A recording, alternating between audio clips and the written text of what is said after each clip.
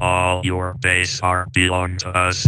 You're listening to Gamers Digest, a podcast where your hosts put the controllers down just long enough to talk about gaming news, rumors, and anything else they can think of. Here are your hosts, Spider-One and Mr. Factastic.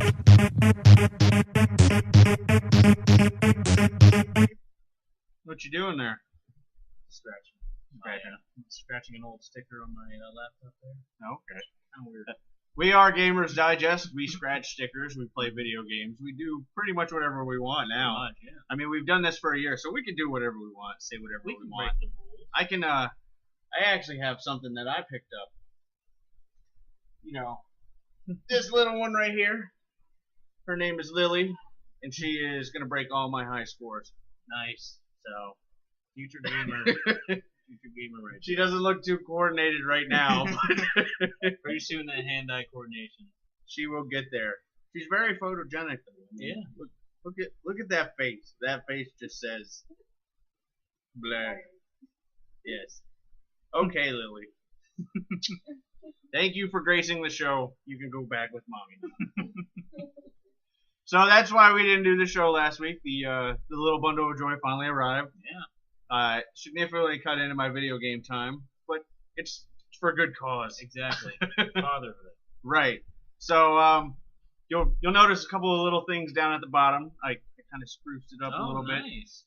They're not really sponsors per se, but you know they're either affiliates or friends or stuff like that. So wanted to give them a shout out. I mean, you see Marvel Heroes Digest, which is my site, updated daily, lots of crap. If you're into Marvel Heroes, check it out. And then Charm City Alliance, which is kind of like our local group. Yeah. It's like games, comics. We do all kinds of stuff. When we went to the arcade last year? Yeah. Yeah, when we went to the arcade and played a bunch of arcade games, we went with Charm City Alliance. Yeah, I mean, and they liked us so much, and I'm friends with one of the guys who founded it. But they liked us so much that they made us admins, so now we can post on their site. That's how cool we are. Right. And I did a post for us today, so you know it's only polite that you give back. So, Yeah. Charm City Alliance. Pay it forward. Like their Facebook page. Do that. So we had a couple weeks off. You put a whole one thing here. So yeah. What have you been up to? I'm about to do a film festival entry. So I've been working on my entry for the film festival. Mm-hmm. So mostly writing and things like that. But for some reason I have the hugest itch for to play an RPG. Mm-hmm. So lately I've been when it comes to gaming, I've been going back to Let's Plays for some of my favorite RPGs. I did the Skies of Arcadia one, and now I'm going through the Legend of Gaia one for PlayStation 1. And I really want to get my hands on an RPG. And there aren't too many. I didn't like the new Final Fantasies that much. I don't want to replay those. Did you see they put out some details for Lightning Returns, the Final Fantasy 13-3? Okay. That apparently, like, if you pre-order it, you get Cloud's costume and sword for her. And like you can dress her in different clothes and stuff. So it's almost like Final Fantasy dress up. Seems like it. So Seems like, that's what Final Fantasy X-2 was. Right. So yeah, I mean, I kind of had that RPG, JRPG. Because I mean, I got Skyrim and I got some of the Western stuff, but I guess more Eastern. I'm telling you, it can yeah, really... I'm having the same problem you did when we discussed it. Yeah. But yeah, I have that JRPG itch too, and I picked up a 3DS because it's good for on the go. They have a lot of good games, and they have a whole crap ton of RPGs on there. Like I'm finding more and more. Like I picked up Project Cross Zone, which is like that strategy RPG with like every known character ever in it. That's cool. I picked up Fire Emblem. That was one of the launch ones. Play that. And they also have, all the older stuff like the Pokemon games. They have Ocarina of Time. I don't know if I consider that an RPG, but it's close. Yeah. And there was one more I picked up too. Crap. RPG wise. but like Kingdom Hearts is on there, stuff like that. So there's a lot of stuff on there that I'm interested in. I did play Ocarina of Time, Fire Emblem, Project Cross Zone, really a lot of DS games just to spread it around. Mario Kart. I think that's it for the DS.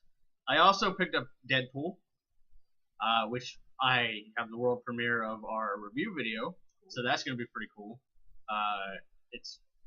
It came out really good. I'm really happy with the way I edited it. Deadpool carries himself, so Nice. I kind of had to do him justice. And I also got to play Borderlands 2 a little bit, the newest DLC, the Assault on Dragon Keep, which is hilarious. Like they finally got back to that the core comedy with like the dark undertones. Like you can tell like there's some dark stuff going on. Like the character in it is Tiny Tina, and she's younger. She's like 13, and she hasn't quite dealt with the fallout of the main game. Like I don't want to get too spoilerific on it, but there's some stuff that happens in the main game that's pretty serious. When some people die, and she hasn't quite accepted that. So even though the game is the DLC is like happy and fun, and there's lots of laughs and inside jokes, and it's dangerous to go alone, so they hand you a big machine gun type jokes.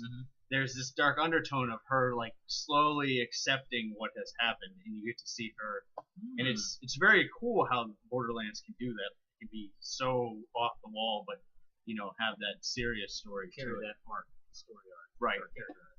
So, and I want to point out that DLC is $10, and SimCity released a DLC this week that was also $10, and you get a blimp.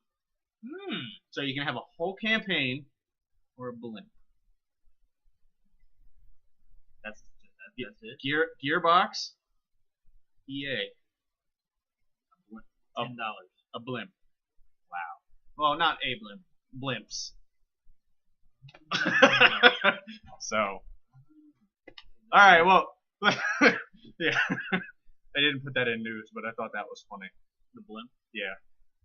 All right. So, whoops, I got rid of the wrong one. They finally add roundabouts yet? No. Yeah, traffic is still a mess.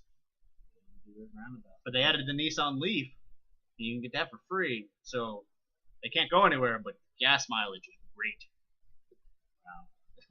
All right, well, let's get into some news and rumors. PlayStation 3, riding the wave of excitement off of E3, decides to put out a patch that apparently bricks the consoles. Yeah.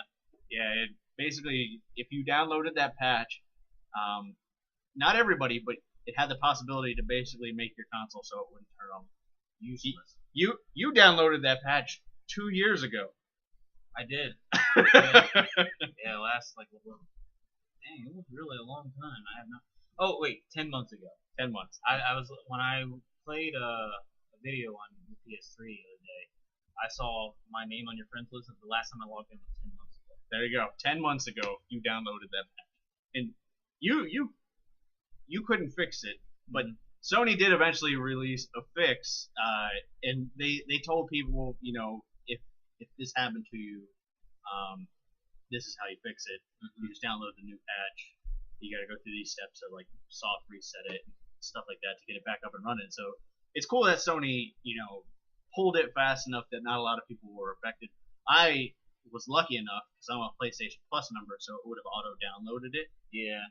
I was lucky enough to have read the story that night, like immediately. Like I think I was just browsing the web either for the show or just kind of screwing around before I went to bed, and I saw that and I ran out and turned auto update on. Okay. That's cool. My auto update, even though the patch was out, my auto update was only scheduled for like 4 a.m.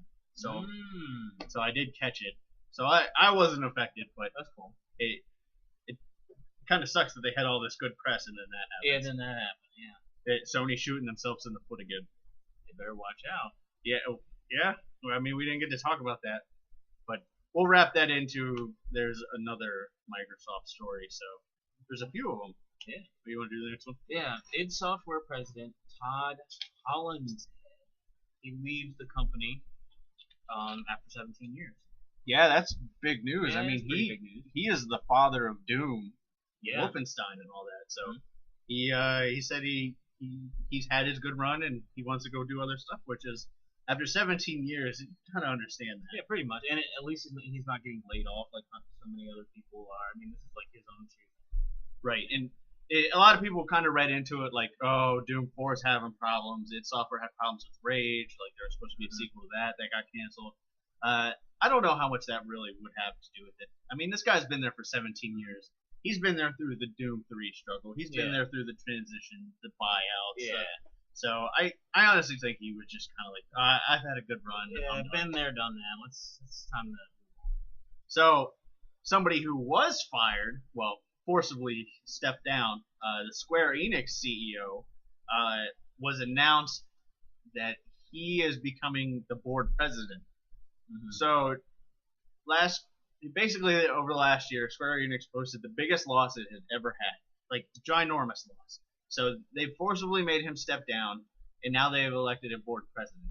The best way I can relate this to you is CEO is like the captain of a ship. Mm-hmm.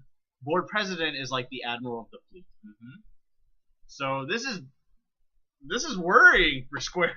Yeah, I mean, like we did the story a while back, how where they talked about their sales being so weak for all these games, and like we were wondering like what were their standards to begin with. Because right. I mean, they sold pretty good, but like I guess they had much higher standards for how much they should have sold. Yeah, I mean, you can expect Tomb Raider to sell well. You can expect some of these other games. I think they had somewhat unrealistic expectations. Yeah. For like Sleeping Dogs and stuff like this, like the smaller franchises. Even Final Fantasy. I mean, people will buy the first entry pretty religiously, but you can't expect the sequel entries to sell that well. Like, I think Lightning Returns will do okay, but I think it's diminishing returns. Like, say 13 sells 1 million, 13.2 will sell 500, 13.3 will. Yeah, there's always going to be a little bit of a drop off. Right. You gotta expect. Yeah. So, Plants vs Zombies 2. This was actually one of the few mobile games that I was really excited for. It's like the purest tower defense game there is. It was pushed back till later this summer. It's supposed to come out at the end of this month, but they said we're still working on stuff, so we need to push it back. PopCap did lay off some developers some short time ago, so this could coincide with that, even though they're not really admitting to it. So this next story is pretty neat. Havoc releasing a free mobile development kit called Project Anarchy. Yeah, that was pretty cool. Gamers Digest the game coming 2014. I've already started on it. It's going to be on mobile platforms. It's going to be a 3D action adventure RPG strategy, real-time turn-based puzzler.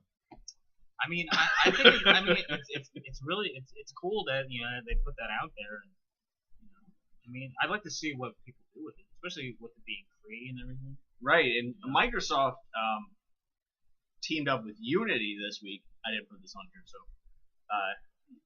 I'm kind of making it up, even though I kind of remember it. But Microsoft teamed with Unity this week, which is another popular smaller engine. It's like Xbox Live. You can do PC, you can do almost anything with it. It's a really strong, smaller engine. And it's kind of the same thing. But Microsoft locked it so that if you want to use the Unity, you have to put it on the Xbox. So I think we're gonna start seeing some more indie development tools. I guess is the best way to put it. So a proliferation. Everybody used to have to go play this game or that game. Pretty soon, everybody's just gonna make their own game. Yeah. And then who are they gonna complain about when there's day one DLC?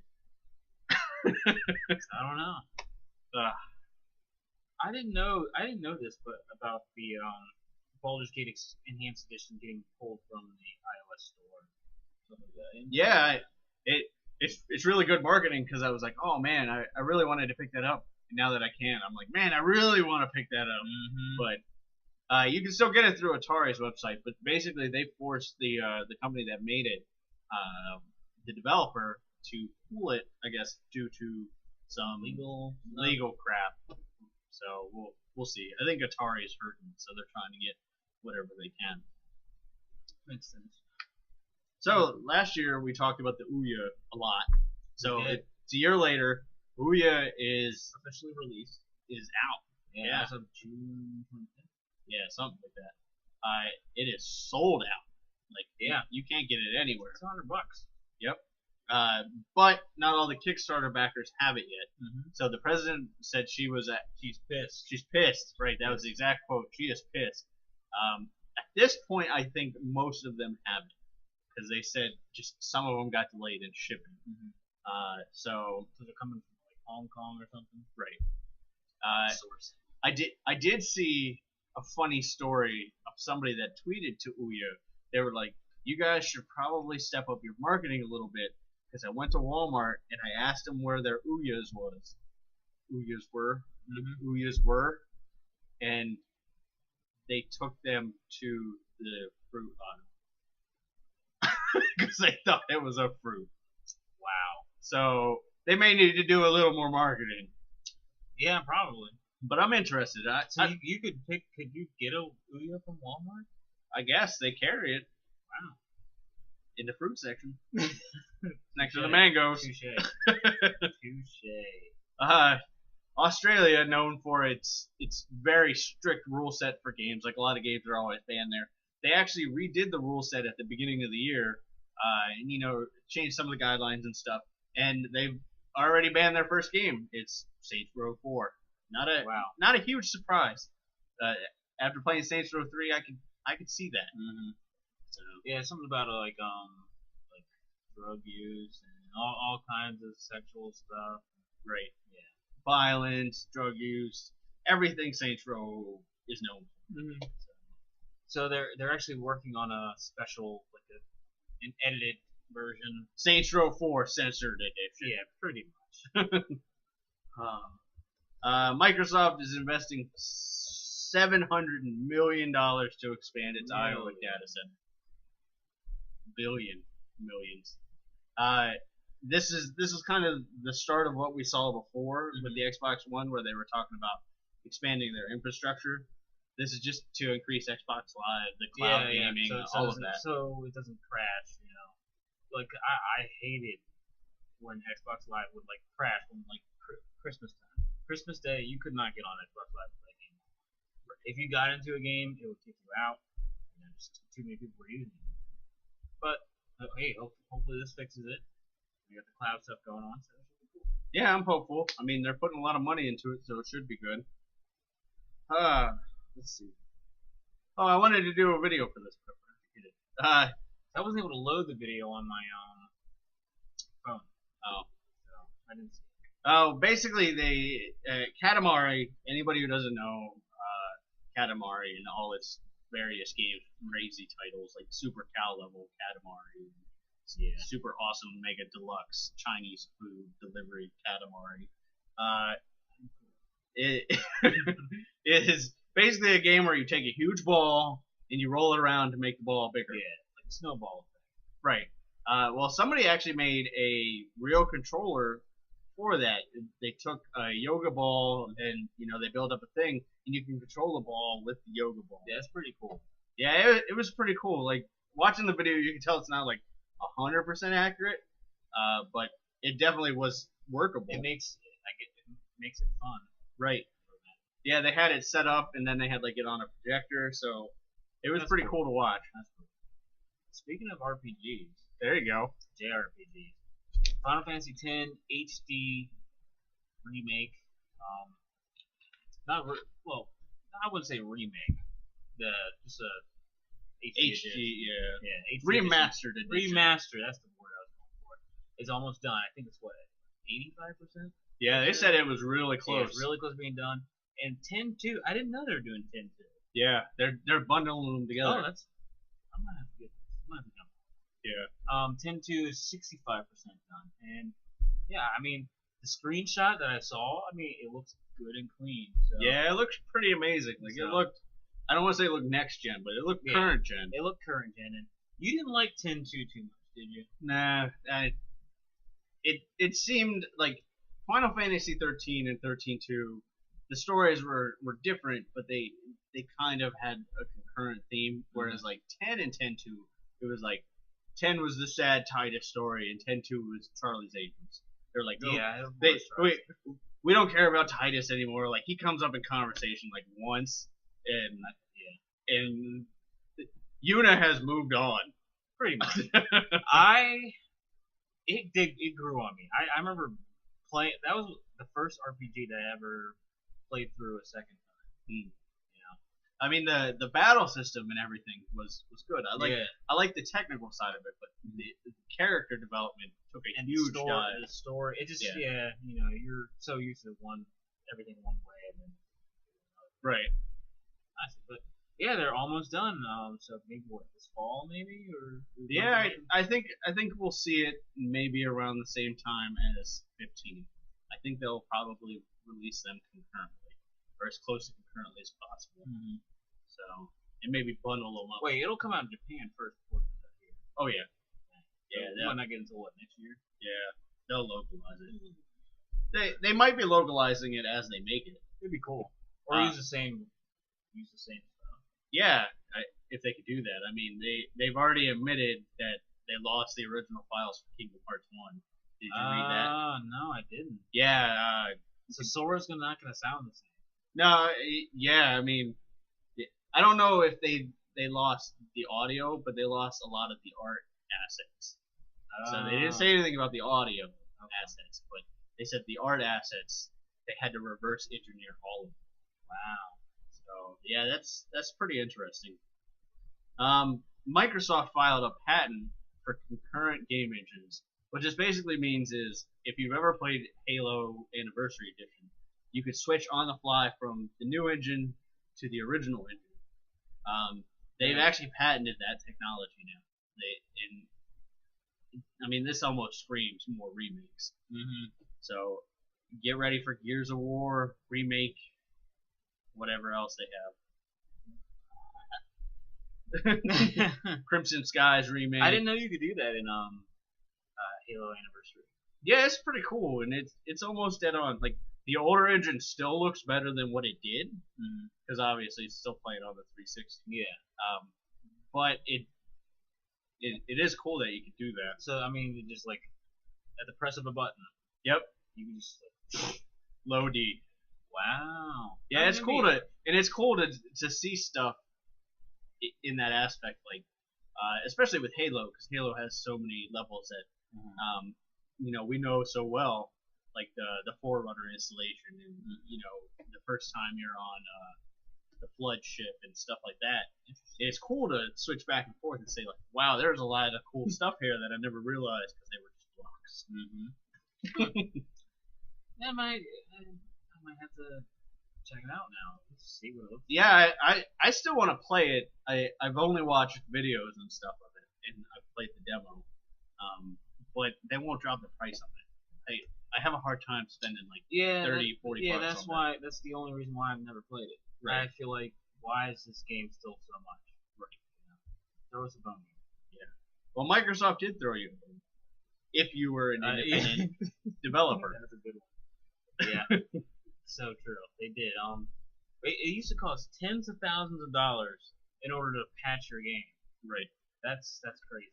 Yeah, we did a story actually almost around this time last year About Fez. Fez. Yeah, Fez was out on the Xbox and there was some bugs, so they released a patch, and the patch actually deleted everyone's save or corrupted everyone's save, so they couldn't play it anymore.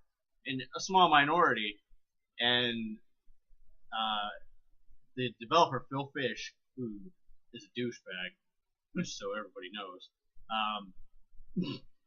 he said he will not patch it because it costs so much money. Tens of thousands of dollars. Right. Which, at that point, he had. Because it had... Yeah, I guess if you have that much money. Yeah, and he created a lot of bad will around that. Like, you should take care of your customers who bought your game, who put you in that position. Well, that position would never, happen now because apparently it's free to patch your games now.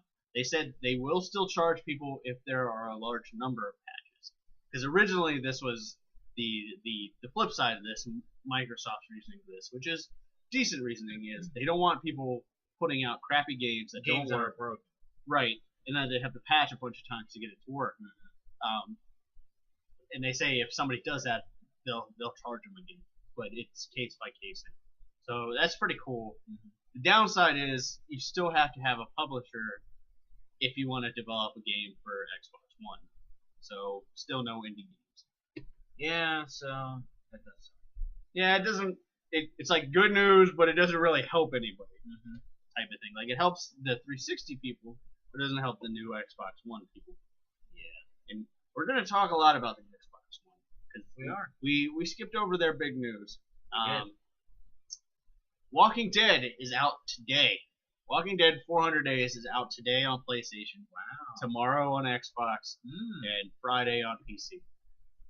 So we're gonna be having a family game night. Family game night has returned. Yeah, there'll be 4 of us this time. Yep. Yeah, and we can play it right now because Lily isn't old enough to quite grasp what's going on. She's in a tender young age where she has no idea. They're just colors, and even then, they're not the right colors. Yeah. So, yeah. Well, I read the review on it. I've actually read a couple of reviews on it, and they all say it's still Walking Dead. They were like, you don't get anything else from season 1. Like you really don't get any resolution or see what happened. But they were like, it sucks you in. It makes you care about these characters. It is. They said it. I think the best review was like, it is concentrated Walking Dead. Like, it takes an hour and like a half to play, which is shorter than most of the other episodes. Yeah. But they said in the end, you're still crying.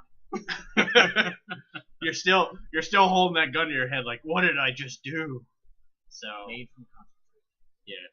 All right, we'll skip this next one because that'll go with what the Okay. BioShock Infinite DLC. They teased it a little while ago. And there's been a season pass since it came out, but no word on what's in the season pass. Well, we'll finally get the word of what's in the season pass at the end of the month. That's all they've given us. Sorry. Cool. Yep. This last one, I don't know if you got to read this one because I posted this one late today. Quake 3 was like the game in 1999. Everybody was playing it. We played it in computer class, did all that kind of stuff. Quake 3 had the unique ability of bots at that time. It was the only game with bots at that time. And the bots would actually learn, which something games haven't really replicated since then. Basically, it was real simple, but if something worked, they'd keep doing it. And if something didn't work, they'd change their tactic. So, one player in 1999, actually I think, not 99, I think it was like 2008, set up a server with 16 bots. It just let it run. He just let it run. Let it run for how long? Well, he forgot about it, and he came back to it in 2011. And guess what the bots were doing? They weren't fighting? They were not fighting. They thought themselves to world peace. they thought so much that they all just stood in a circle and looked at each other. Like they found the best way to survive is to not kill other people. Wow, that's a pretty cool story. Yeah, it is interesting. Now the guy said that as soon as he shot one, it broke and they all scattered and got guns and went back to killing each other. He said it was amazing that he looked into the server, did all the stuff, and he found that like each one of the bot files, because obviously as they're learning, they're writing a file because they have to keep track of what they're doing. He said each one of the bot files were like 600 megabytes big, which for a game in '99 is huge. Yeah. So you got to figure with 16 bots, that's 9-10 gigs stuff. Wow. That's pretty cool. Yeah, I liked it because I thought it was funny that after 4 years, they decided Let's not kill each other. Yeah, they decided okay. There was I remember reading or being told the story about something with like it was some like evidence for evolution with computers, and if like this guy like ran that add to itself, and like learn little things and add to it. And if left alone, like it can like keep during like each new iteration, it would like mutate and like evolve. Like basically, if it was left alone, it becomes some like whole huge thing. And like computers, they're smarter than Skynet. Yeah, exactly. I mean, that's what that made me think of. But I mean, obviously, it looks like if we let computers run the world, it's going to be a peaceful world. Because that's why the machines turn against us. Yeah. Because we're too chaotic. I've seen iRobot. I know how this ends. That's why I'm gonna get rid of us. Oh well. Long live our new overlords. So, the Xbox. 2 weeks ago, I made the almost plea of people to give Xbox a chance. And then a day later, they basically say, okay, yeah, we screwed it. So, I mean, it's everywhere now. Everybody knows about the Xbox 180, how they basically reverse their rules on DRM, sharing, blah, blah, blah, blah, blah, blah. The other thing that most people don't realize is they also removed the region, which was not a huge deal in our area, but overseas and stuff, if you remember, the Xbox One would only work in certain countries. Now that's gone, and there's only one version of it. So if you live in Poland, which is, not a third world country, the Xbox One wasn't going to work there. Just funny because they showed off Witcher 3, which is from a developer based in Poland. But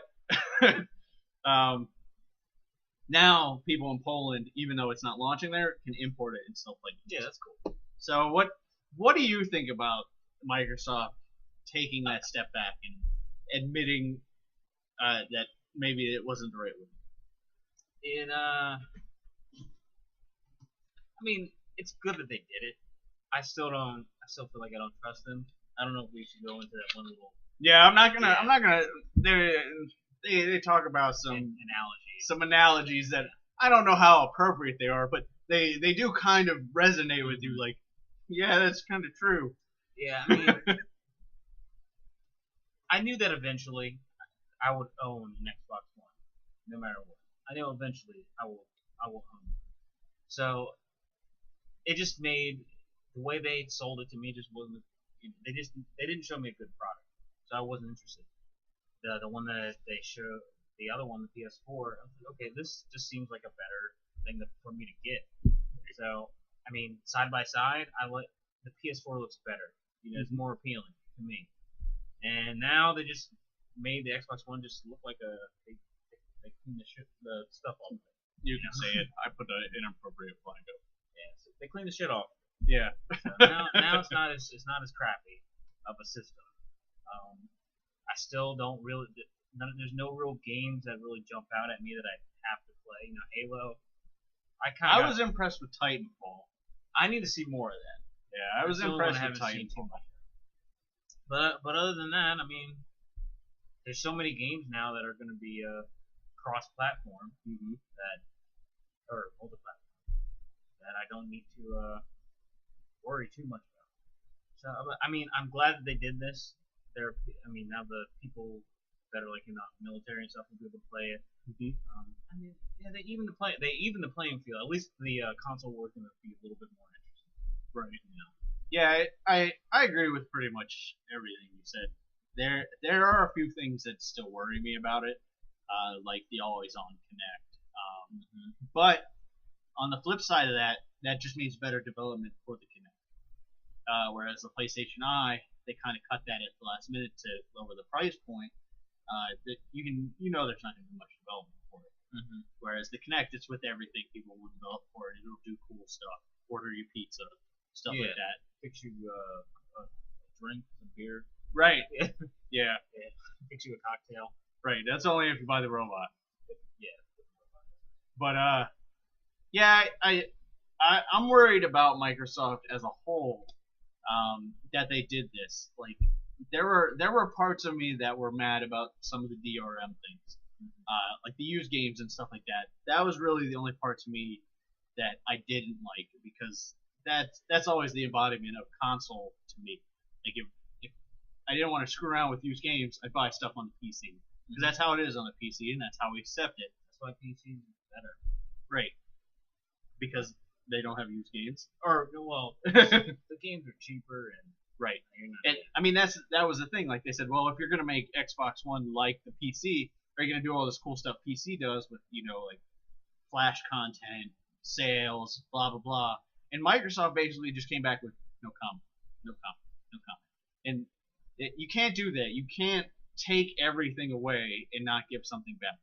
And what they did try to give back was the family share. Like anybody can play an Xbox Live game. You guys can, multiple people can play the same game. Which they took that away as soon as they removed the DRM. They said nope. Since it's not going to be DRM, we can't do the family sharing, which is completely untrue. They could have still did it with the digital copies, because they still said every release can have 2 ways to buy it. I honestly think Microsoft took a huge hit from not only screwing it up in the first place, but reversing it. Like if you're gonna sell us something, stick with it. Yeah. Like I said, the always online and stuff like that.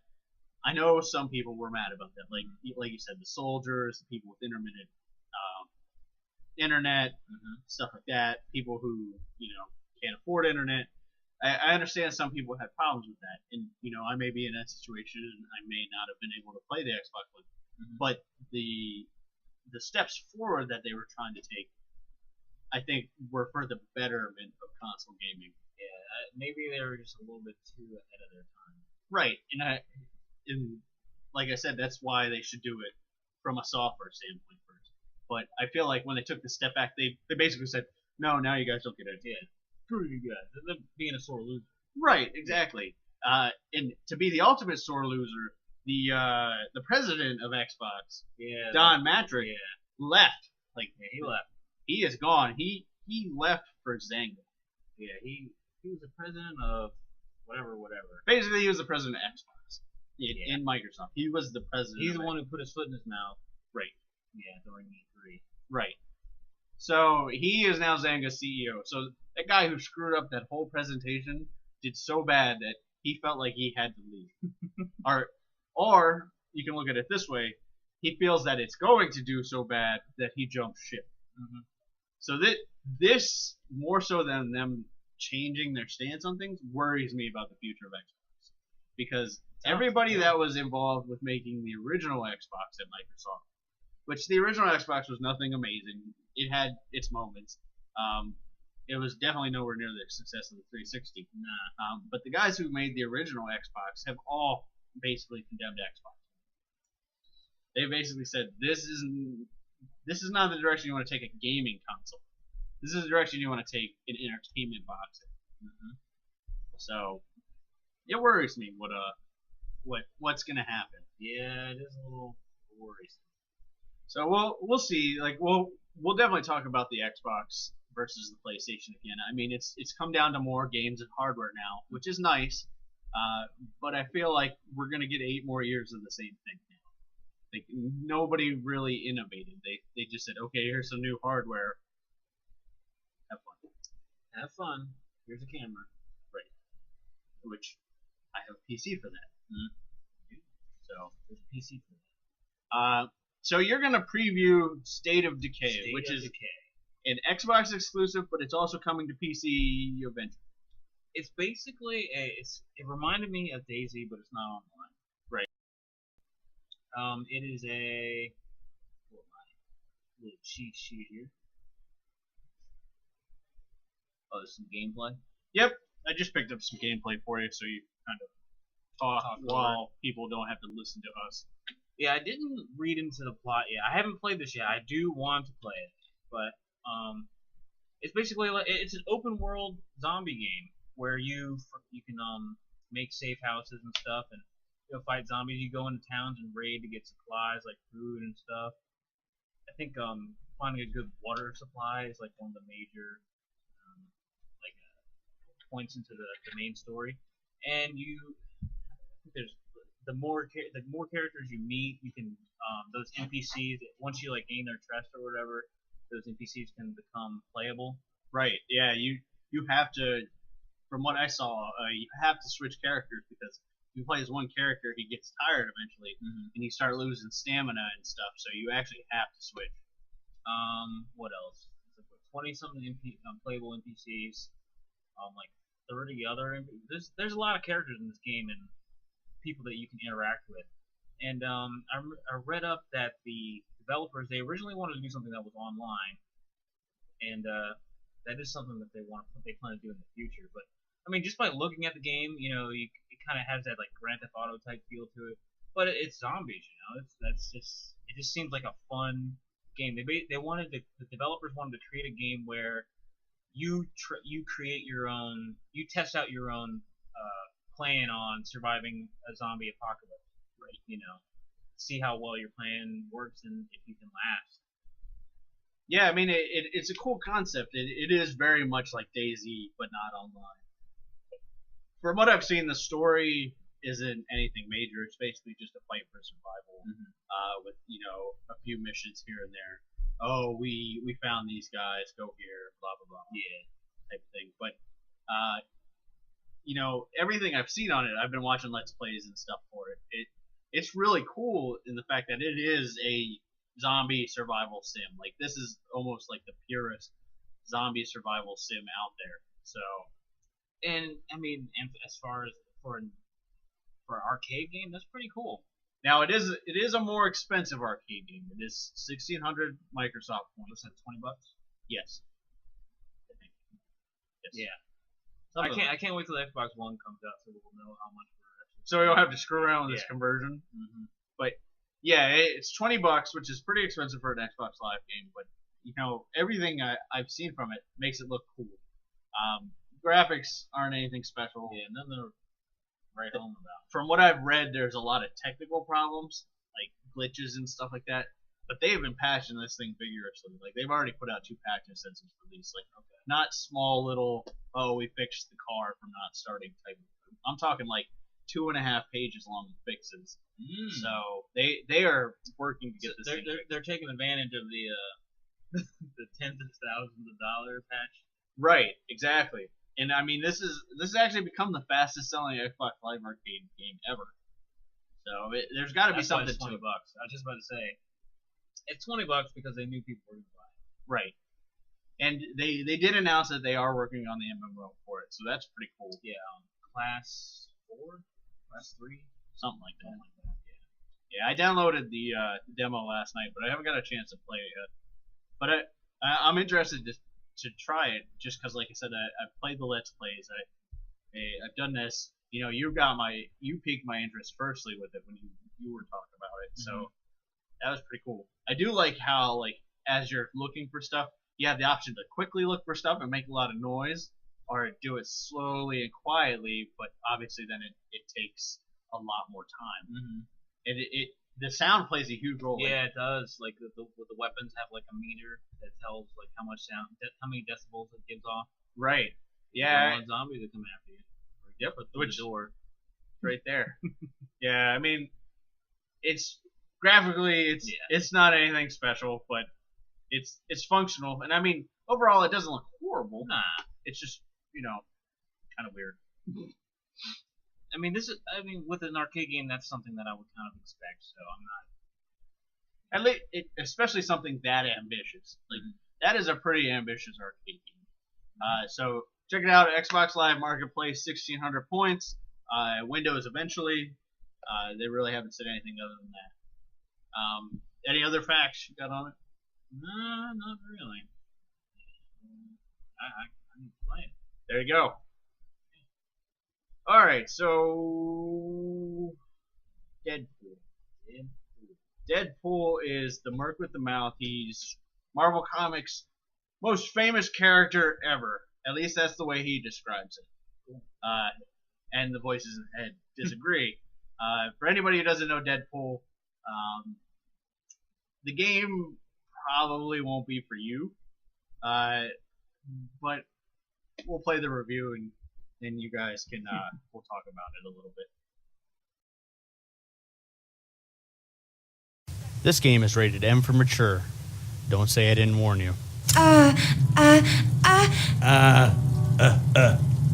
underwear?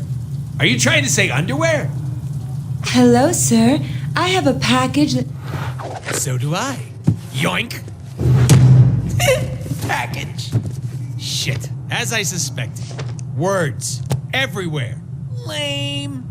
We should read some of them. Fine. Scene 1.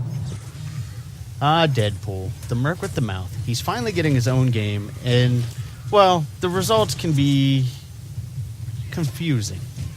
Just like Deadpool himself. Deadpool is a third-person action slash-em-up game, kind of like Devil May Cry and God of War, except for a much more personable lead character. And really, Deadpool is what carries this game.